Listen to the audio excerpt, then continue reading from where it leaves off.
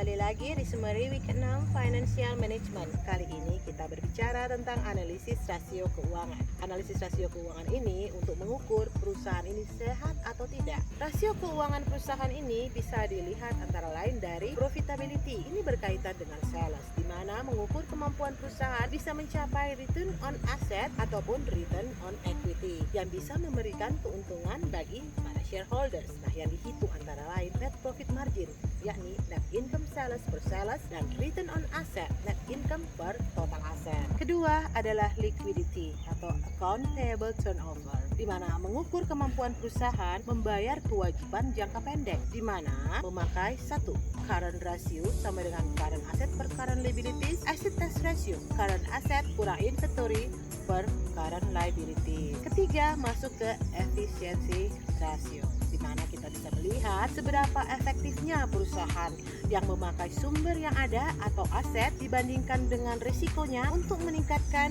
sales. Dalam hal ini, total asset turnover atau TAT dan total fixed asset turnover juga berhubungan dengan inventory turnover ratio, di mana sama dengan cost of goods sold dibagi inventory.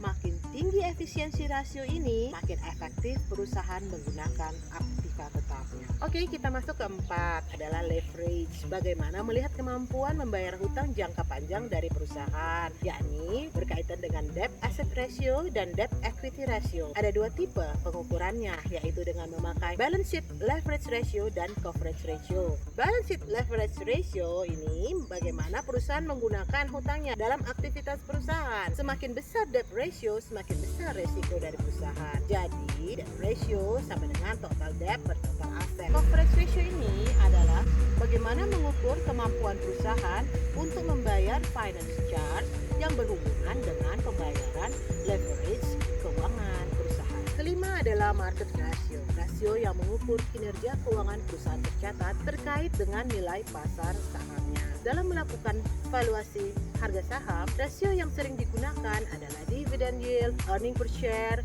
value per share. Apalagi sih faktor-faktor yang bisa digunakan untuk menganalisa perusahaan itu sehat atau tidak adalah dengan melihat natural level. Kedua, quality of number. Ketiga, historical trend. Keempat adalah industry benchmark. Yang terakhir adalah decomposition. Bagaimana kita melihat kinerja perusahaan tersebut? Apakah ada profit margin atau pertambahan aset? Biasanya memakai dukung analis. Ini adalah rasio keuangan yang digunakan untuk menganalisis kemampuan perusahaan untuk pengembalian atas ekuitas atau return of equity, dipakai untuk menganalisa laba dari perusahaan. Demikian.